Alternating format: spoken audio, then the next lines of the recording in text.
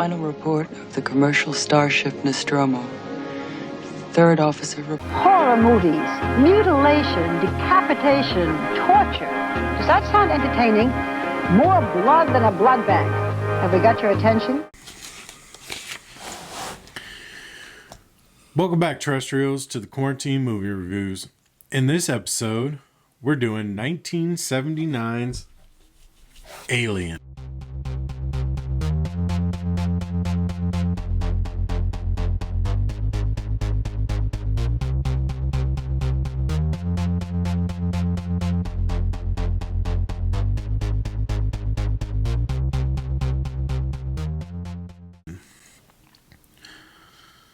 Now, I don't need to go over the plot. You can find the plot in the description if necessary, but I'm pretty sure you've seen this movie by now, or at least know of the movie. So we're just going to jump right in. We're going to start with our first category. Your favorite character. Who was your favorite character? Yeah, my show stealer was Ash, Ian Holmes' character, the robot. Spoilers, I guess. He's the only character I saw from the beginning of the movie who start at the beginning of the movie, end it completely different. Where he starts, we kind of, he helps. He helped when Kane has the face hugger on him, and he lets him in, even though Sigourney Weaver. Those were all nefarious reasons. Yeah. I mean, but we don't know that yet. Right. It's not until when that moment hits, spoilers, that we realize, oh, he's doing these all for the wrong reasons. He's not doing them for the right reasons. For my favorite character, I went ahead and did Yaphet Kotto's character, Parker. He draws emotion from me when watching his character. Everything he does, I'm just a fan of. He's a badass. I just like his character. Something about his character is very relatable to me. I like it's a comfort almost. I like knowing that he is there. So yeah, that's my favorite character. Yeah, he's got a little bit of working class hero going on. He's cool. So who is your showbreaker, your pointless, annoying character? Once more, I don't have a character. Okay, and I know you're gonna disagree on characters, but what really takes me out of this movie was some of the line delivery is over top of each other. And I know that's small because I love this movie and it was really hard to find something that I really didn't like about this movie. But if you listen to lines, it kind of feels like everybody's talking over each other and sometimes you lose information. My showbreaker, pointless, annoying characters, I have two. Brett and Lambert. I like Harry. Okay. Harry Dean Stanton. You can say that, right? I like Harry Dean Stanton's Oh, that's staying in. I like Harry Dean's Stanton's as an actor, but his character in this movie was very lackluster. He's very bleh, and all he cared about was his bonus, and he didn't add anything to the movie for me. And as far as Lambert goes, the exact same fucking thing, because she is a whiny baby and she did literally nothing throughout this entire movie. She helped nothing. The only thing she did was die. So yeah, those are my pointless characters. Yeah. I can understand that completely though with their body count. Yeah, basically. Their body count. And it's really hard, especially in a small... there's not very many cast members. And so you do need those, oh, what is she? She was the navigational officer, and he just helped out, Yeah. And so, yeah, it's just a body count. Their body counts. All right, moving on to topic 3. What is that one moment for you? Your favorite moment? There are two that are really amazing. That's weird. This is one. That one. No, I didn't put two. I'm just saying that there are two. And the one I chose was the reveal that Ash is a robot. My favorite moment is Dallas's death. Yeah. Not because he died, because I wish he didn't. He seemed like a solid captain. He seemed like he didn't quite know all of what was going on and he got screwed over. But because of the suspense that it builds into his death. Lambert doing nothing, saying left, right, he should be there, he should be right in front of you as he's crawling through the ventilation looking for the xenomorph. It built suspense really, really well. It's dark, he's got his little light, but it built suspense quickly and held it there.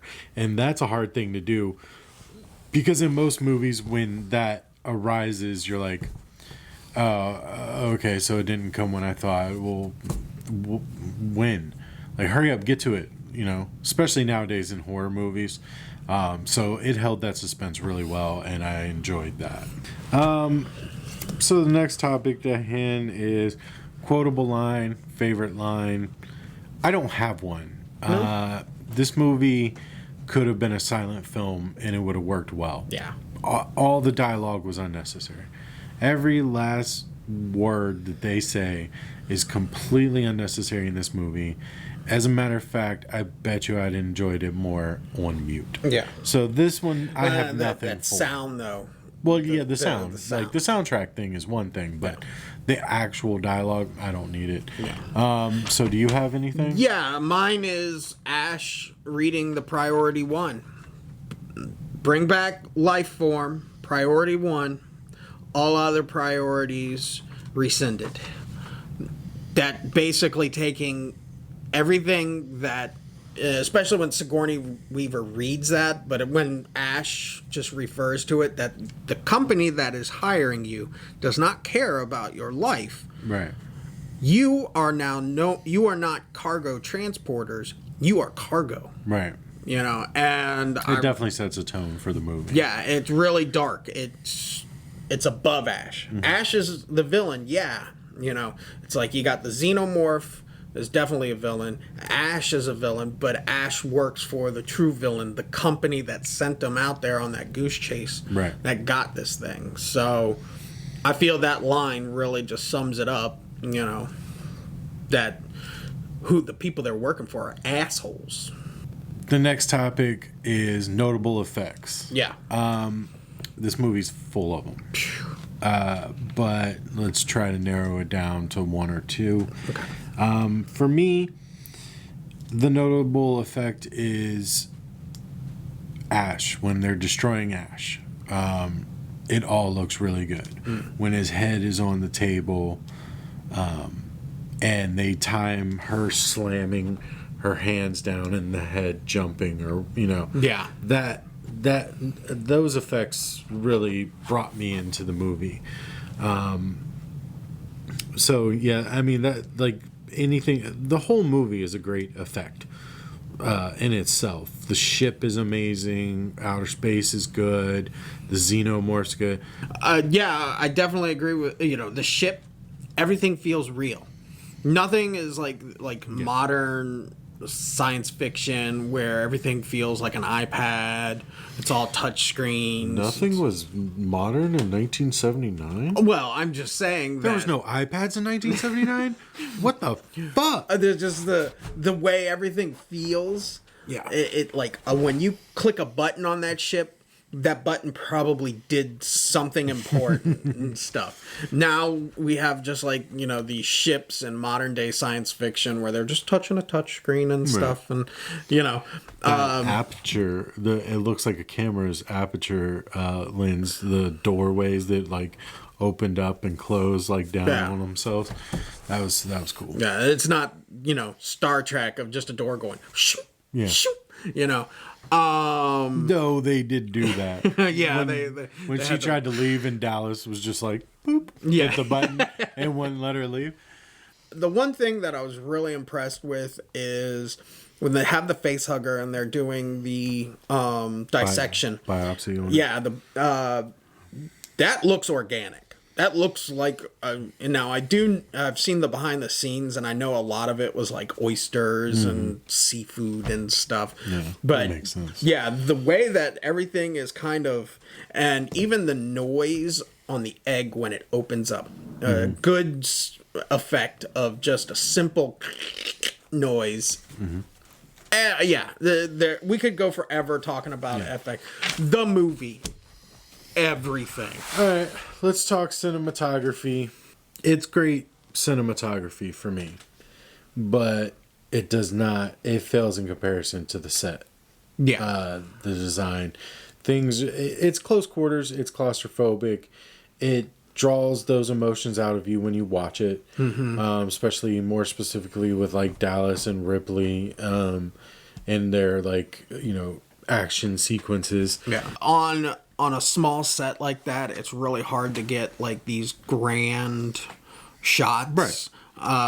Compared to if you're outdoors and whatnot. I mean, And I was very forgiving of it because I understood that. yeah. But the scene setup, like where, especially when you're seeing her run through the hallways, and yeah, there's lights flashing and stuff, and it doesn't get painful to the eye, but every scene is set up very nicely on where to put the camera to make it seem like she's been running for a while.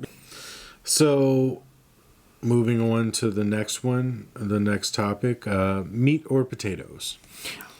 Do you want to go, or? Yeah, for me, it was mostly potatoes. There was a lot of talking. There was a lot of battle for hierarchy. And I guess I could understand that. But at the same time, when I watch a movie about an alien, I want to see a fucking alien. We don't get a full body shot of the xenomorph till the last 10 minutes of the movie. Yeah. There's little bits of action here and there, but it was enough to barely keep you interested. I'd have rather, and I know they built the suspense by not showing you the whole thing to the end. I get all that. Yeah. It's not lost on me. I just wish there was more. But for me, it was even. It's a 50-50. It's still a great movie. Yeah, you had those down moments and stuff, but never once in the movie did it feel like, at this moment, I am bored. Phone out, play on my I fell phone. asleep the first time I watched it. But yeah, did you get your money's worth though? Yeah, I'll say yes. Because it's a 2-hour movie. Yeah. So any amount of money you spend is worth it. Within the realm of money spent on movies, it's worth it because it's 2 hours of mystery and drama. So yeah. What about you? Did you? Get Yes, I got my money's worth on this. Like I said, this is probably one of my top movies of all time. It's just, there's something about just the setup of this that I love. So, yep, got my money's worth. So, I'll let you go first. How many stars did you give this movie? I'm giving it 5 stars. I love this movie. It's, like I said, I could probably pick out 4 copies right now around here. I don't know why I have so many fucking copies of Alien. I don't know. I feel like I should guard my face right now. I'm gonna give this movie 3 stars. Yeah. I like sci-fi. I like horror. I like aliens. I like Sigourney Weaver. And this movie just didn't do it for me. Yeah. It's a good. I can say that it's a good movie. I can say that it's a sci-fi masterpiece. I can see it, but again, like Rocky Horror Picture Show, I don't get it. No. I don't get why it is so beloved. It's a good movie, but it's not Paul.